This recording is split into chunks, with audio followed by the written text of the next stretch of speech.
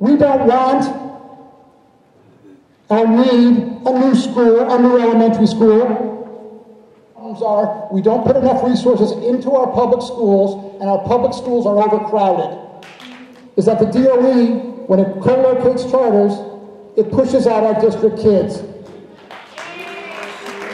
We've seen it at 149. We've seen it at 241. So the mantra of choice, choice, choice, choice for few ends up destroying opportunity for the many. That is what we're facing. This doesn't need to be, we should not be fighting each other. We should not see our tax dollars, millions of our tax dollars, going to flyers, trying to pull our children out of our public schools. I have personally received 22 flyers. Ms. Moskowitz, my children don't want to go to your schools. Why are you spending our money for that? It's criminal. I'll tell you what else is criminal. It is not a lie. I have received 22 flyers. But I'll tell you something else. District, that is our tax money, exactly. They are spending our tax money to tell us that our schools are no good. We received an $11 million federal mandate grant to upgrade all the schools, to integrate, to provide those options that we're told we don't have. At the same time, we have a system, and we're being supported. The DOE is supporting an effort to go right against that mandate grant, to spend money and provide space to recruit kids out of the schools that the federal government is trying to bring kids into. It's crazy. And when we see the co-locations and have experienced them, I'm sorry, folks. Again, I appreciate you want options, but understand what it does. You'll hear from our friends at 149. You'll hear from our friends at 241. And if you look at this building and what happens, and what it will do, and what it has done to the public schools, it is not a question of, well, coexistence. We have never coexisted, unfortunately. It is invasion, it is eviction, and what it does is it diminishes and undermines our public school system. That is what we're talking about here. Invest in our schools. Don't undermine them. And that's the only option and choice we're asking for to build up our schools. Thank you. Brandeis campus, we have brought into existence 4 distinct institutions that address a wide array of interests and future possibilities. And together, although we nurture distinct groups of students, we have forged a strong working partnership that thrives on sharing resources and spaces for the betterment of our students. We have been told that should this elementary school come to the building, because of the nature of the elementary school age, they would need to keep themselves distinct and separate, and room for collaboration would not exist. So we built 4 high schools based on true collaboration, not just with ourselves, but with our neighborhood organizations, our feeder middle schools, and our ability to share and work together with our co-locate with each other. We share classrooms for the same purpose: science laboratories, ceramic studios, dance studio, music rooms, also gymnasia, notice my proper Latin form of it, cafeteria, workout rooms. If we need paper rolls for a bulletin board, we run over to Green Careers and take from their supply, and if they require something laminated, they come over and share ours. This week, our Model UN teacher, right over here, will be taking students from our school and from Frank McCourt High School up to Boston for the Model UN conference. We really do conform to the high school musical way of doing things, that we really are all in this together. And we've been hoping that the DOE would choose another school or organization to join us and complement when we are more fully grown. And is already a fait accompli, and this hearing means nothing.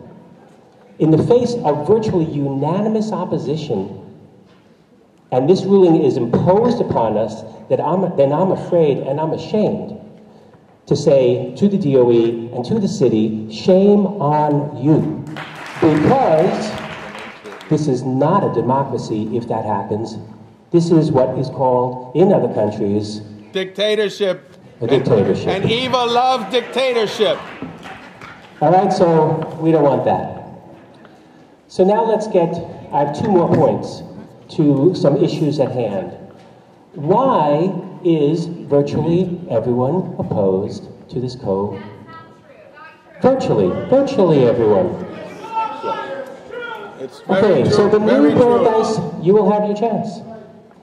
The new Brandeis campus was recently created to house 4 new diverse schools in the building.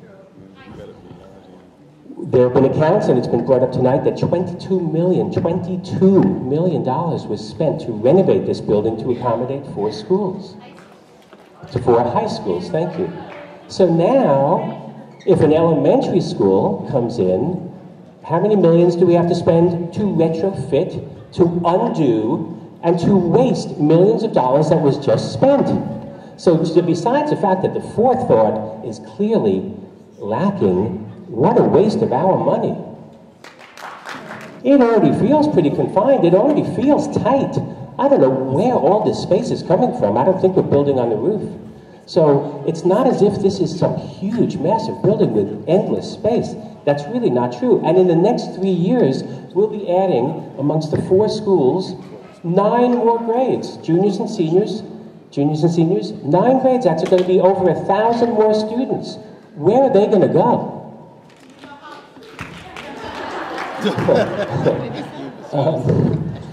The DOE did a walk. They labeled science labs, music rooms, art rooms, black box theater. All these were said these are classrooms that can be used. These are not classrooms that can be used for a new school. These are classrooms that we use for art and music and science. We need those rooms. That's how a good school grows. Piece is the creation of segregated charter schools for children with disabilities. I am a white woman from Brooklyn.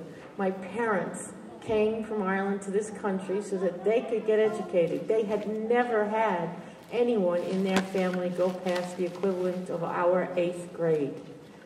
To say that segregation exists, when people look at me, would say I am being a bleeding heart or facetious, but I'm telling you that as a white woman, I may never have experienced racial discrimination, but my child has been discriminated against because of his disability.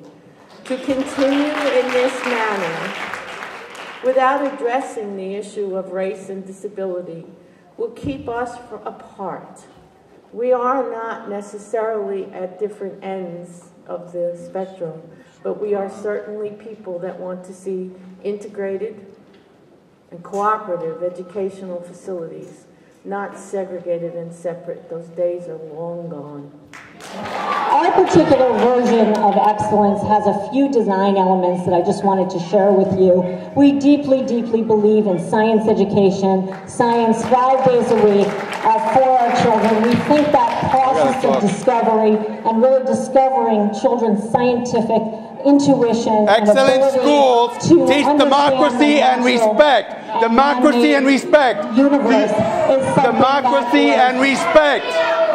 Eva Moskowitz, democracy is respect, but if you don't have democracy, you have a dictatorship. That is not respect for the community here.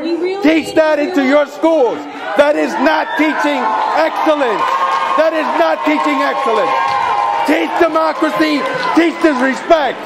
That is not a quality school. Thank you. Teach respect. I would appreciate if you did. I'm going to ask you one more time.